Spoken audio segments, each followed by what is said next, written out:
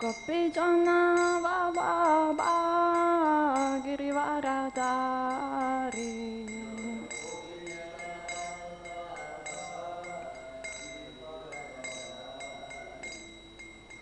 Yashodanandana vrajajana ranjana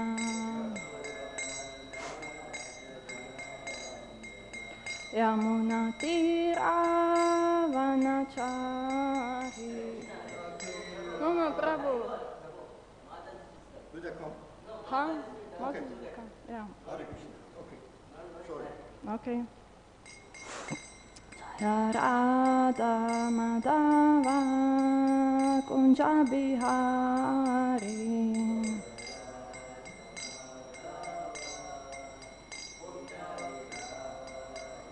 Jaya Gopijana Vallabha Girivaradari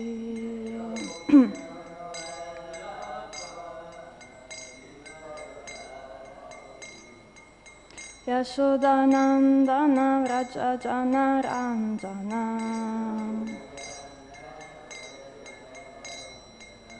Yamunatiravanachari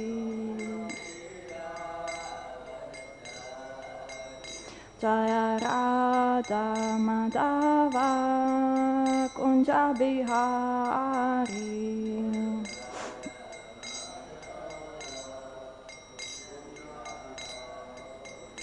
Jaya Gopijana Vallabha Girivaradari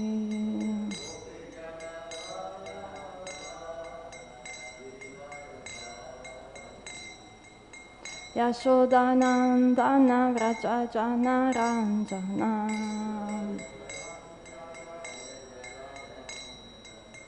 Yamunatiravanachari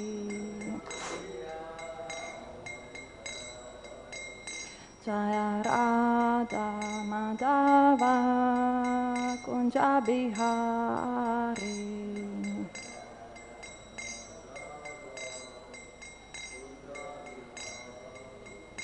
Hare Krishna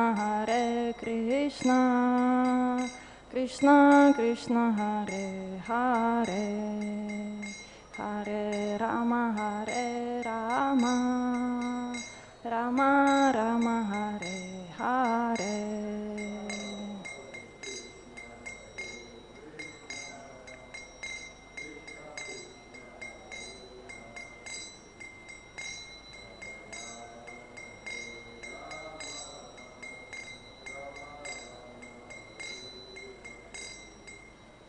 Hare Krishna Krishna Krishna Hare Hare Hare Rama Rama Rama Hare Hare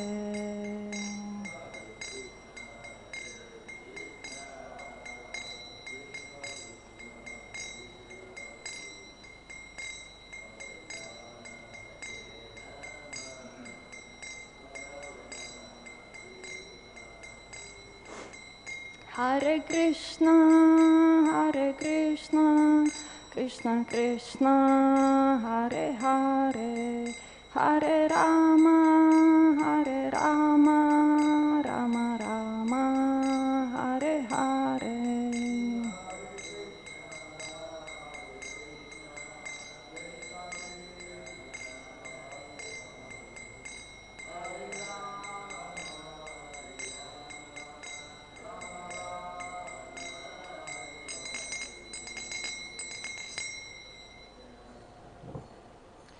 Shri Radha Madhava ki jai, Ashta Sakhi Srimad Mahaprabhu ki jai, Giri Govardhan ki jai, Nrsimhadev Bhagavan ki jai, Prahlad Maharaj ki jai, Panchatattva ki jai, Srila Prabhupada ki jai.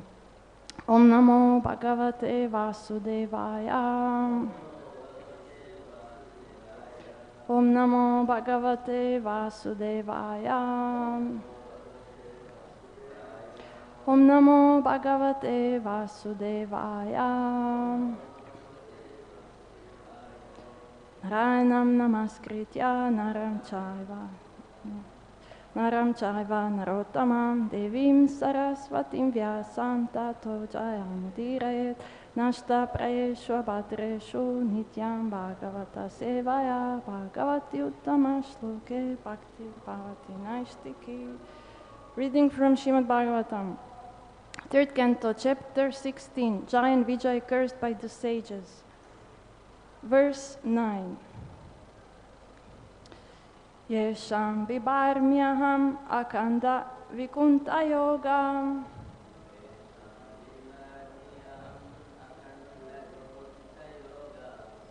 Māyā-vibhūtir amalāṅghri-rajaḥ kirīṭaiḥ.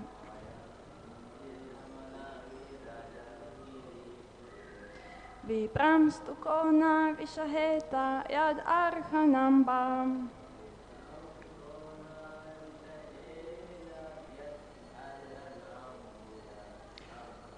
Sadyaḥ punāti saha-candra-lalāma-lokān.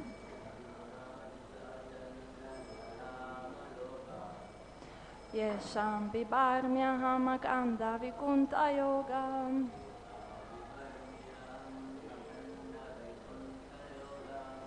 Māyā-vibhūtir amalāṅghri-rajaḥ kirīṭaiḥ.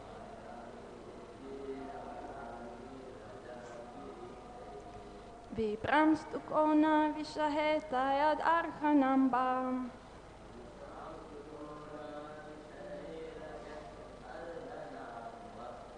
Sadyaḥ punāti saha-candra-lalāma-lokān.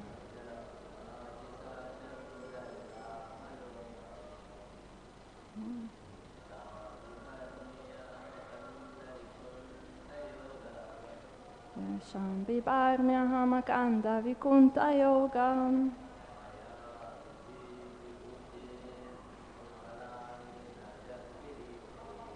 Māyā-vibhūtir amalāṅghri-rajaḥ kirīṭaiḥ.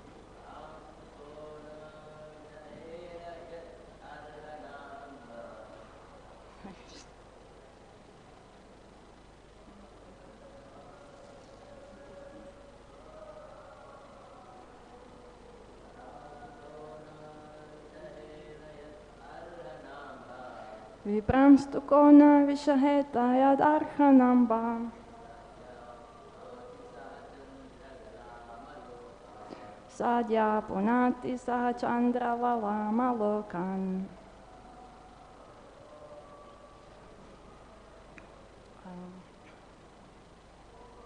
Anybody else?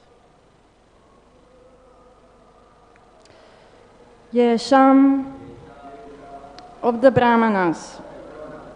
Bibharmi, I bear. Aham, I. Akhaṇḍa, unbroken. Vikuṇṭha, unobstructed. Yoga-māyā, internal energy. Vibhūtiḥ, opulence. Amala, pure. Aṅghri, of the feet. Rajaḥ, the dust. Kirīṭaiḥ, on my helmet. Viprān, the brāhmaṇas. Tu, then. Ka, who. Na, not. Viṣaheta, carry. Yad, of the Supreme Lord. Arhaṇa-ambhaḥ, water which has washed the feet. Sadyaḥ, at once. Punāti, sanctifies. Saha, along with. Candra-lalāma, Lord Śiva. Lokān, the three worlds. Translation and purport by His Divine Grace, A.C. Bhaktivedanta Swami Śrīla Prabhupada Ki Jai. I am the master of my unobstructed internal energy, and the water of the Ganges is the remnant left after my feet are washed. That water sanctifies the three worlds, along with Lord Śiva, who bears it on his head. If I can take the dust of the feet of the Vaishnava on my head, who will refuse to do the same? Purport. The difference between the internal and external energies of the Supreme Personality of Godhead is that in the internal energy, or in the spiritual world, all the opulences are undisturbed, whereas in the external or material energy, all the opulences are temporary manifestations. The Lord's supremacy is equal in both the spiritual and material worlds. But the spiritual world is called the kingdom of God, and the material world is called the kingdom of Māyā. Māyā refers to that which is not actually fact. The opulence of the material world is a reflection. It is stated in Bhagavad Gita that this material world is just like a tree whose roots are up and branches down. This means that the material world is the shadow of the spiritual world. Real opulence is in the spiritual world. In the spiritual world, the predominating deity is the Lord Himself, whereas in the material world there are many lords. That is the difference between the internal and external energies.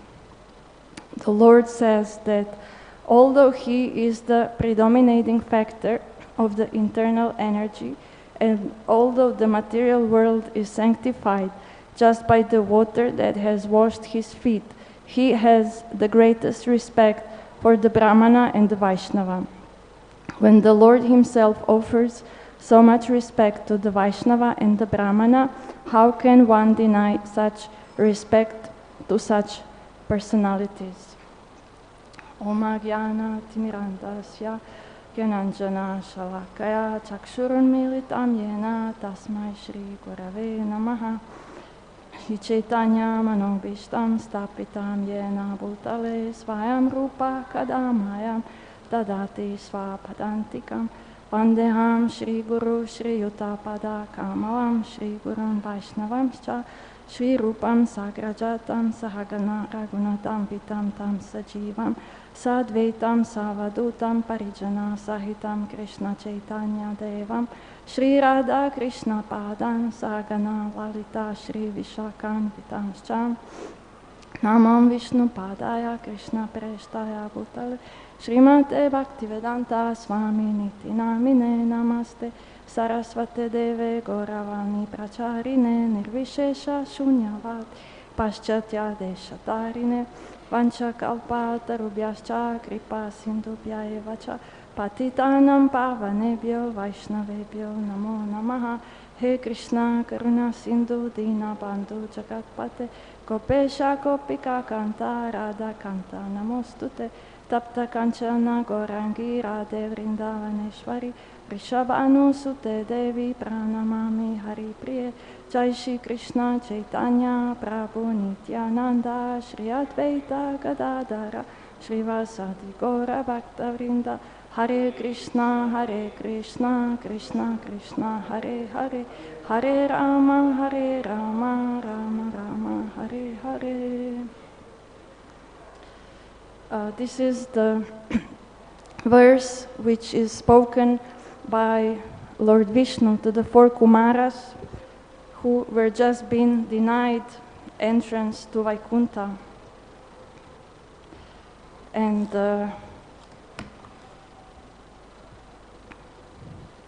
Lord Vishnu is apologizing to them because they were denied entrance, and he recognizes them as their devotees. So I want to first comment on this verse that is mentioned from Bhagavad Gita, where the banyan tree is described. This verse is Urdhva mula madashakam ashvatam prahur avyayam chandam siyasya parnani yas tam veda savedavit. Supreme Personality of Godhead said, it is said that there is an imperishable banyan tree that has its roots upward and its branches down, and whose leaves are the Vedic hymns. One who knows this tree is the knower of the Vedas. We know In India, here in Bengal at least, there are many banyan trees, and they grow from the seed up, of course, like any normal tree. And then when they have their branches spread, the branches come down, and somehow miraculously the branches enter the ground, and then they grow roots and they become another trunk. So like this, the banyan tree is growing and spreading. And after some time, you cannot know from which trunk the original tree has grown, because they all look similar. So that is why this tree is ideal as analogy for the material world. Srila Prabhupada says that this is the indestructible tree of illusion, because you don't know where this illusion has begun. It has no beginning and no end. And then he says it is the reflection of the spiritual world, because everything is what is here is also there in the spiritual world. And therefore the purpose of the Vedas is to cut down this reflected tree and attain the real tree of the spiritual world. So we study the Vedas to understand Krishna and to get rid of this entanglement of the material world.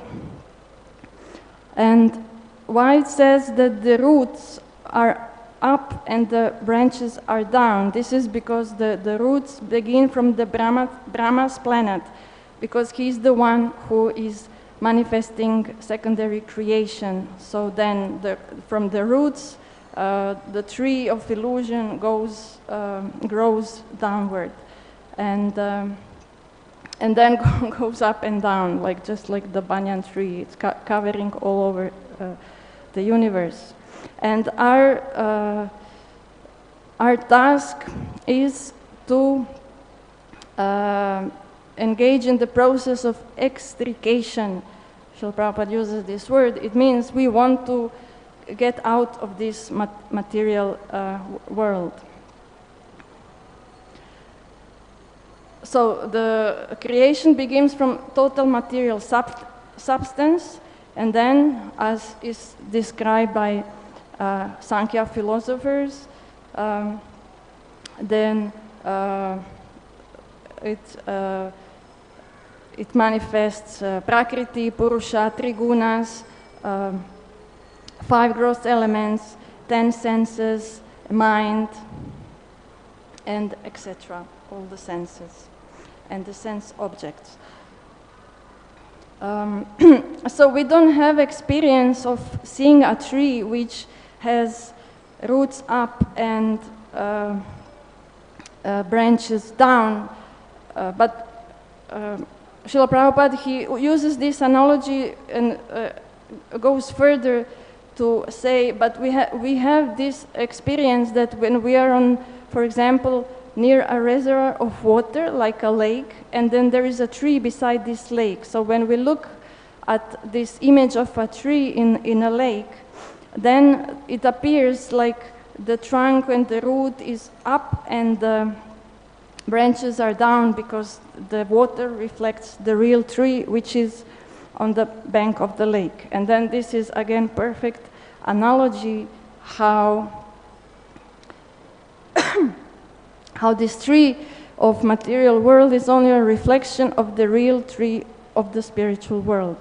And then just as reflection of the spiritual world is situated on desire, just like reflection of this illusory tree is situated on water. So this is, it's called expanded analogy, when so analogy is used to make so much more points, that just as the water is just there to project an image, similarly our desires are what is keeping us in this illusory material world. So one who wants to get out of this material existence must know this tree thoroughly through analytical study, and then he can cut of his relationship with it. And then interesting is that Srila Prabhupada, he quotes impersonalists who say that it is the Brahman who is the center, and then from this center both material and spiritual worlds expand. And then he mentions these 108 degrees, which goes well with this analogy of the tree, which is real in the spiritual world, 108 degrees, and then the other half, 180 degrees, are reflected a tree in the material world. And therefore, they also, impersonalists, so they also say, as Gyanis, that this material reflection has to be cut off. And that we've studied the Vedas to cut off the attachment. And then many ritualistic formulas of the Vedas are beautiful green leaves of the tree. But therefore, purpose of the Vedas is to attain the real tree of the spiritual world. Interesting is that in our tradition, in many verses in the Vedas, the ratio is mentioned differently. It's mentioned that the spiritual world consists of 3 fourths, and material world is 1/4 of the total of the Lord's opulences. And there are many verses who claim this. I just want to quote this from Chaitanya Charitamrita, which says, Chit Chakti Vibhuti Dhamma Tripad Aishwarya Nama māyā-vibhūtir ekapada abhidana. The spiritual world is considered to be 3/4 of the energy and opulence of the Supreme Personality of Godhead, whereas this material world is only 1/4 of that energy. That is our understanding. So the spiritual world is bigger, much bigger, 3 times more bigger than the material world, which is meant to, I guess, motivate us to not stay here, because so much more opulences are there. So now I want to speak about this obvious twist in this verse at the end, that the Lord first, he glorifies himself. He says, I am the one who owns all the opulences, and because of the Ganges is the water which has washed my feet and therefore blessed the 3 worlds. And then it is Lord Śiva who takes this Ganges water upon his head. So first time I read this verse, I thought that what he's saying is that therefore we should also take this Charanamrita Ganges, which contains the dust of the lotus feet of the Lord, on our heads. But that's not what the verse said. The verse says, Lord Vishnu, he makes this twist that he says, so if I, who am the Lord of all the opulences, can take the dust of my feet on my head, then what to speak about all the others who should also do the same? So this is, we see one extraordinary statement that, for example, we know if we look at pastimes of Lord Krishna, he was washing feet when the brāhmanas visited him. Sudama visited him in Dwaraka. He was washing his feet and then sprinkled on his head and heads of all the families. When Narada Muni also visited him in Dwaraka, he washed his feet and he sprinkled the water on his head and the heads of all the family members. And then it is explained because Krishna plays the role of a kshatriya, so he's teaching how kshatriyas should worship the brāhmanas. But it's more than that. He is actually, like we see in this verse, he's more than happy to consider his pure devotees to be on the same level as he is. Which is, it's inconceivable for us, because we are not even realizing how glorious devotional service is. We can only get a glimpse from how Lord Vishnu here is describing a devotional service. This verse from Hari Bhakti Vilasa is quoted 3 times in Chaitanya Charitamrita, so I guess it's very important. Name bhaktas chaturvedi mad bhakta shvapacha priyaha tasmai deyam tato grahyam sacha pujo yata aham. Even though a person is a very learned scholar of the Sanskrit Vedic literatures, he is not accepted as my devotee unless he is pure in devotional service. Even though a person is born in a family of dog eaters, he is very dear to me if he is a pure devotee who has no motive to enjoy fruitive activities or mental speculation. Indeed, all respect should be given to him, and whatever he offers should be accepted. Such devotees are as worshipable as I am. Sacha pujo yata aham. So he says here, such persons should be offered puja to, because they are just as good as I am. And it's extraordinary. There are many verses from Acharya which glorify taking the dust of the lotus feet of pure devotees. One such song is famous song by Bhaktivinoda Thakur, Shuddha Bhakata Charanarenu, Bhajananu Kula, Bhakata Seva Parama Siddhi Prema Latika Ramula.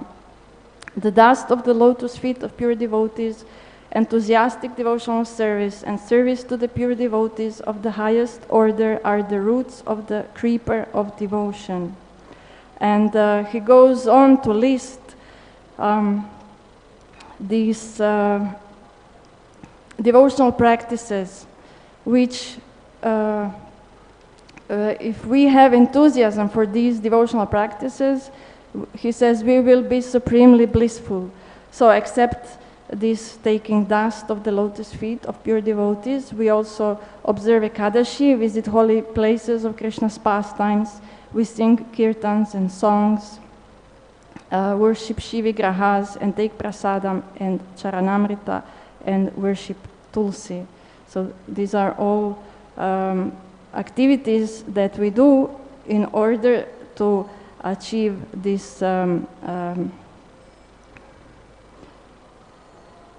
creeper of devotion.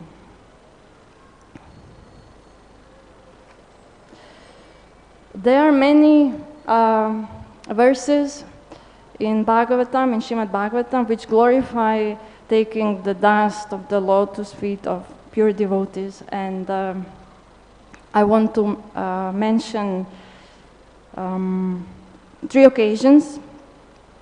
One is from actually 2nd canto. This is occasion when Shaunaka Rishi was speaking to Shukadev. No, he was speaking to Sukha Goswami, Sutta Goswami, that he is speaking in the name of all the sages of Naimisharanya.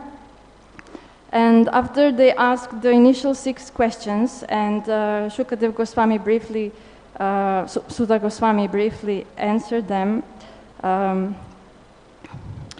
after he's telling this story about Shukadev Goswami actually and Parikshit Maharaj, so then there was a pause, and Shaunaka Rishi is then composing these verses to inspire Sutta Goswami to speak more. And then actually this was, yes, I'm confusing. This was his question. What did Maharaj Parikshit Parikshit again inquired after hearing all that he had said.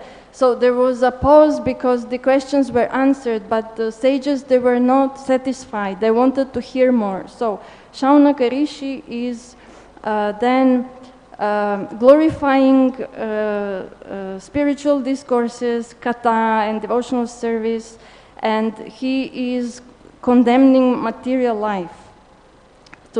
So as to say, well, there's nothing else for us to do except hear from you speaking about devotees and devotional service. So he's doing this by also condemning material life. So he says, Jivan chavo Bhagavatangri renum najatu martyo bilabeta yastu Shri Vishnu padya manujastu lasya shvasam chavo yastu naveda gandam.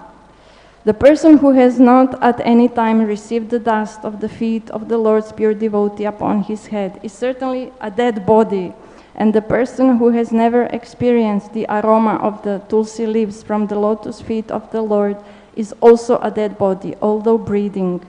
So this comparison is really scary, that somebody is living, but actually if he did not come in contact with the pure devotee or with the tulsi leaves from the lotus feet of the Lord, his life is just useless.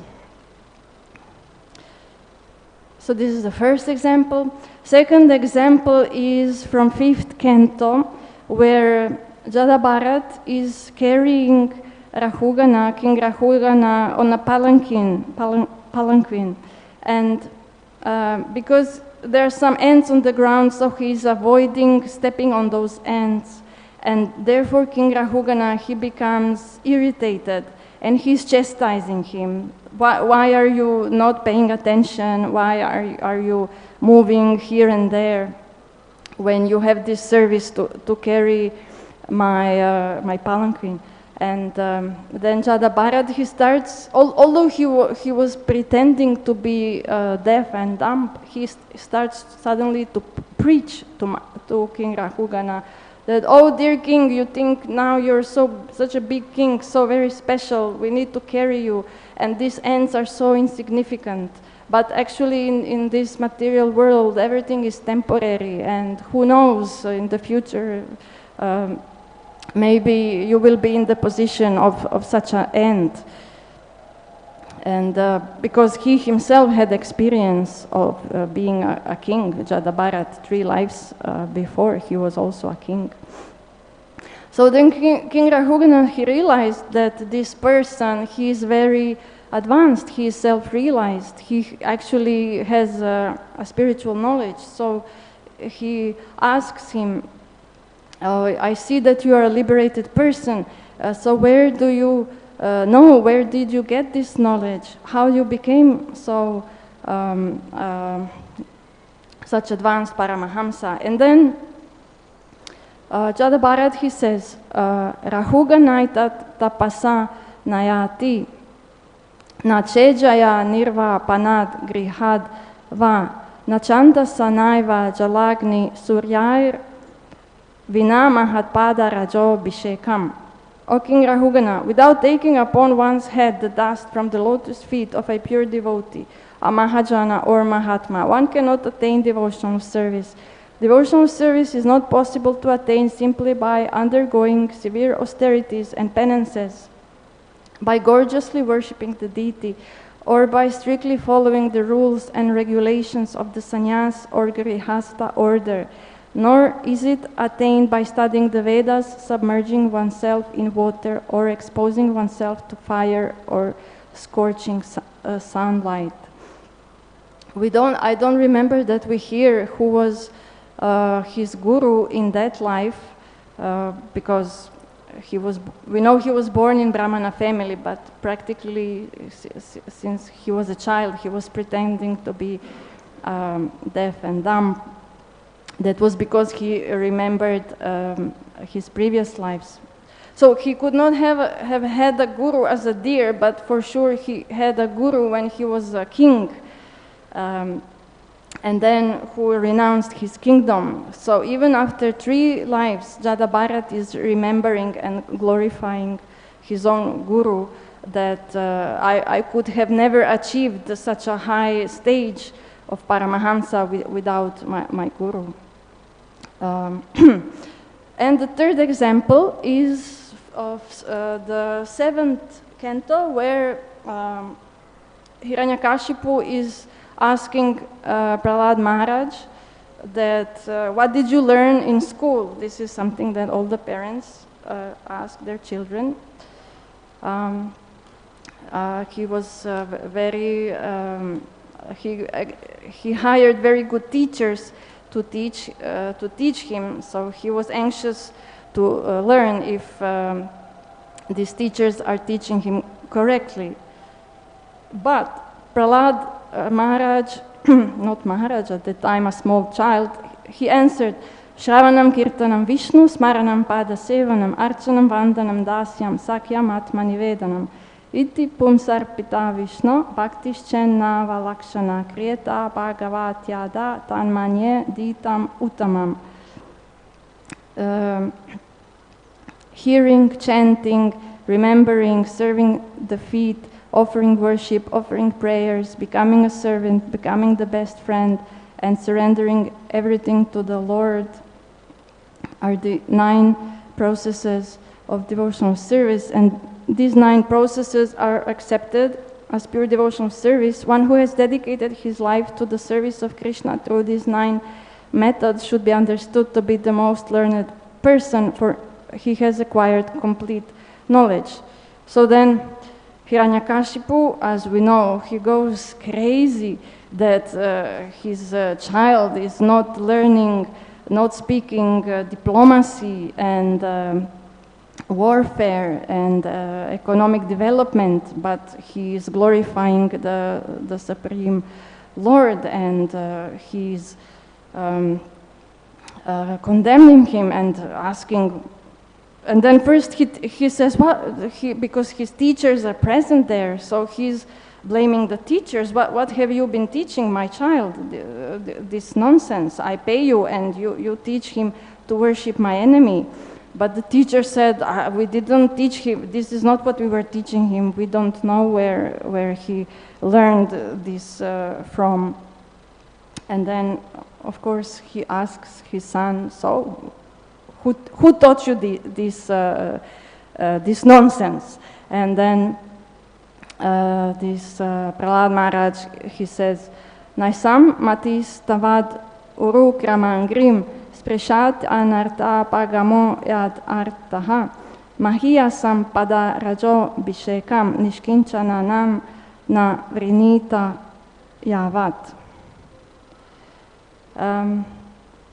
Unless one smear upon their bodies the dust of the lotus feet of a Vaishnava, completely freed from material contamination, persons very much inclined toward materialistic life cannot be attached to the lotus feet of the Lord, who is glorified for his uncommon activities. Only by becoming Krishna conscious and taking shelter at the lotus feet of the Lord in this way can one be freed from material contamination. So he is glorifying his spiritual master, who was Narada Muni, and he learned the knowledge about devotional service from him when he was in the womb of his mother Kayadu, who was at that time living in ashram of Narada Muni. So after he says this, we know that Hiranyakashipu becomes even more angry, and he wants to even kill his own child. And because Prahlad is so pure, then the Lord appears in the form of Nrsimhadev, Lord Nrsimhadev, to protect his pure devotee. I think there is time. I want to read also this nice poem from Devakinandan Das. It is in Bengali. and then I will read translation. Vrindavana vasi jato vaishnavera ganam pratame vandana kori sabara charanam nilachala vasi jato mahaprabhurganam bhumite puriya vando sabara charanam Navad vipavasi jato mahaprabhurbhakta sabara charana vando hoya anurakta Mahaprabhurbhakta jato gora desha stiti sabara charana vando koriya pranati Jedeshe baishe gorangera ganam urdva bahu kori vando sabara charana Hoya chena hoy bena prabhurjato dasa sabara charana vando dante kori kasa Brahmanda tarite shakti dare jane eveda purane guna gaya jiba shune Mahaprabhurgana sabapatita pavana Tailo be mui papi loinu sharanam Vandana korite mui kato shakti dori Tamo buddhi doshe mui tampa matra kori Tatapa mukera bhagya manera ulasa Doshakshami moadame karo nija dasam Sarva vancha siddhi haya yama banda chute Jagate durlabha hoya prema dana lute Manera vasana purna achirate hayam Devaki nandana dasa ei lobe kayam. And well, maybe one day I will learn how to pronounce better. So the translation. First of all, I offer glorification at the feet of all the Vaishnavas who are residents of Vrindavan. Falling to the ground in prostration, I pray to the feet of Srimad Mahaprabhu's associates who are residents of Nilachala. Becoming filled with loving attachment, I submit my glorification at the feet of all Mahaprabhu's devotees who are residents of Navadvip. Bowing down in obeisance, I pray to the feet of all Mahaprabhu's devotees who are situated in Goradesha. Raising my arms, I offer glorification at the feet of all Gauranga's associates in whichever country they may reside. Holding a straw between my teeth, I submit my glorification at the feet of all the servants of Mahaprabhu who ever were or will be. Each of his devotees possesses the power to deliver the entire universe. The Vedas and Puranas glorify this divine quality of the Vaishnava to all willing to listen. All the associates of Mahaprabhu are saviors of the fallen, so I, a sinner, fervently take shelter of them. What power do I have to glorify them? Afflicted by ignorance, I only exhibit conceit. Yet even one who is dumb such as me is greatly fortunate and joyful at heart to have an opportunity to glorify them. O Vaishnavas, forgive the faults of this fallen soul and make me your own servant. By the Vaishnava's mercy, one's desires are perfected. The fetters of Yama, the Lord of Death, are quickly released, and the treasure of Prema, which is rare within this world, is plundered and distributed. They quickly fulfill the heart's longings. With this in mind, Devakinandan utters this Vaishnava Vandana. This is a famous song which in Sri Chaitanya Math is sang often. And this was instruction by Bhaktisiddhanta Saraswati to make it part of the morning program. We see how the Devakinandan first, he glorifies residents of Vrindavan, then residents of Nilachal, that's Jagannath Puri, then residents of Navadvip. Then he says, I offer obeisance to all devotees who are in Goradesh, which is the higher area of around Mayapur. Basically, as I understand, the whole Bengal is Goradesha. Then he glorifies all associates wherever they are. And then he offers obeisances not only to servants of Mahaprabhu who are there in his time, but also in the future. So we can say, who does he mean us, because we are devotees of Lord Chaitanya who are in the future. So yes, looks like he's amazingly remembered also that there will be devotees in the future. And such glorification is, again, it's hard to wrap our minds that really devotees are deserving such glorification. But they are. At least this is what our acharyas say. And I want to also read one purport where, because we can conclude that yes, but this means pure devotees, and who is pure devotee? Yes, of course, associates of Lord Chaitanya, they are pure devotees, and people who are living in after Lord Chaitanya left and who were disciples of his direct disciples, they also may be pure devotees. But who is are there any pure devotees today?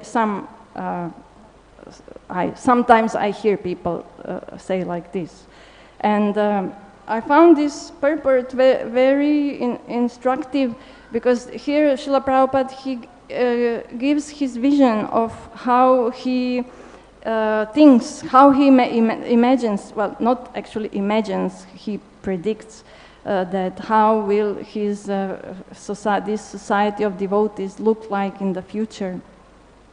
And it's very interesting, because again, we are that future from the point of view of when he was writing the purport to Chaitanya Charitamrita about more than 50 years ago.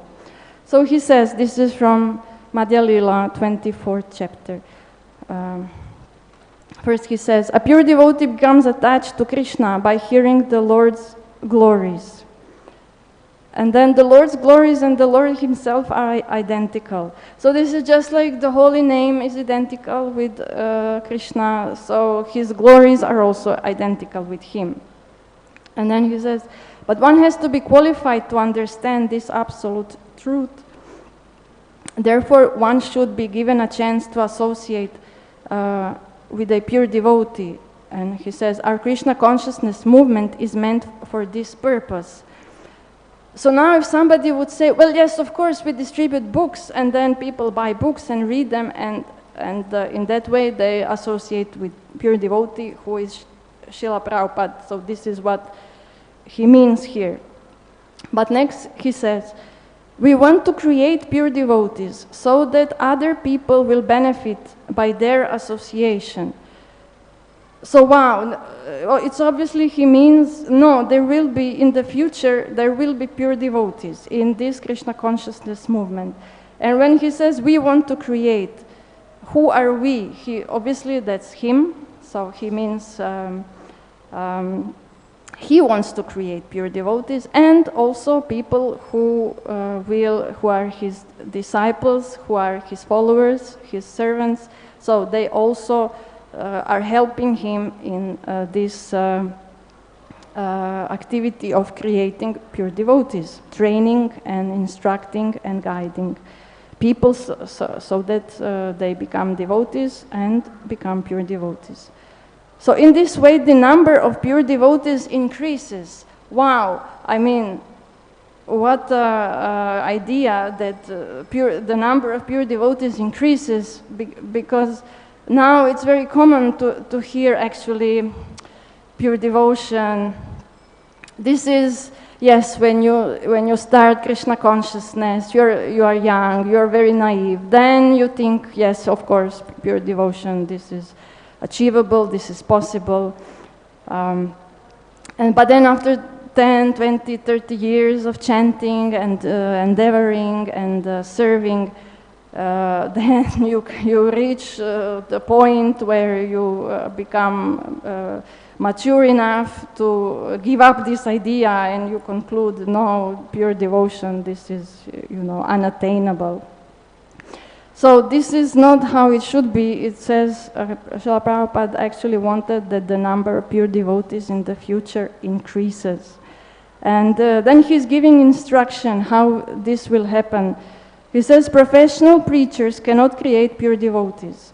So he was giving a method how his disciples, he is saying we want to create pure devotees. So his disciples, some of them who are pure devotees, they will be able to create more pure devotees. So he gives a method how to do this. He says only a pure devotee can convert others to pure devotional service. It is therefore important for all the preachers in our Krishna consciousness movement to first become pure devotees and follow the regulative principles, refraining from illicit sex, meat eating, gambling, and intoxication. First, become pure devotee. Then you preach. That's his program. They should regularly chant the Hare Krishna Maha Mantra on their beads, follow the devotional process, rise early in the morning, attend Mangala Arati, and recite Srimad Bhagavatam and the Bhagavad Gita regularly. So looks like, do we know some devotees who are doing all those things? Of course, we know many, actually.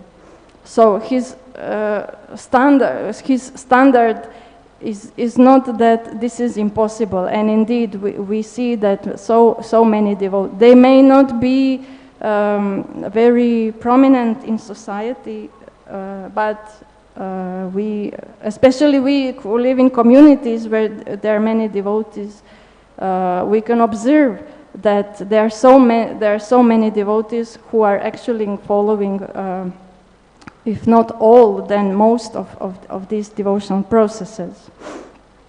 So in this way, one can become purified and free from all material contamination.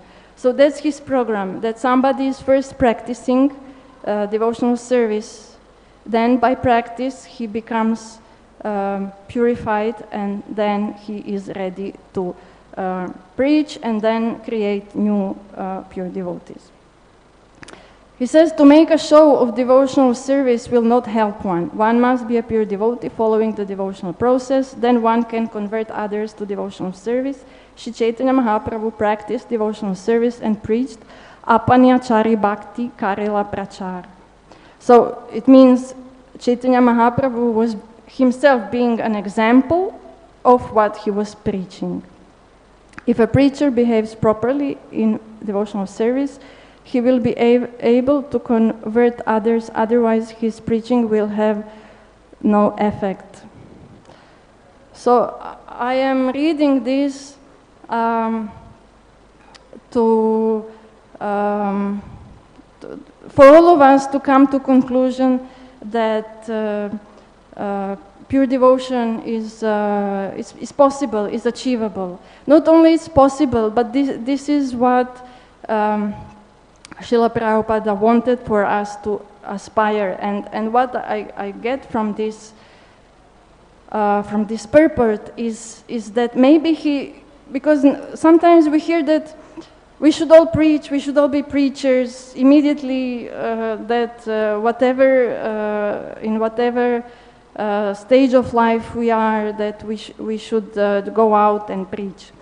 But what I understood from this purport is that what should we all be doing is that we should we should seek association of pure devotees. This is what he gives as a program for everybody.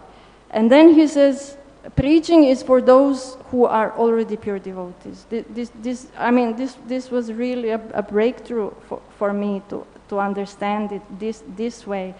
That this appreciating that somebody is a pure devotee is for everybody, and then preaching in a sense that representing the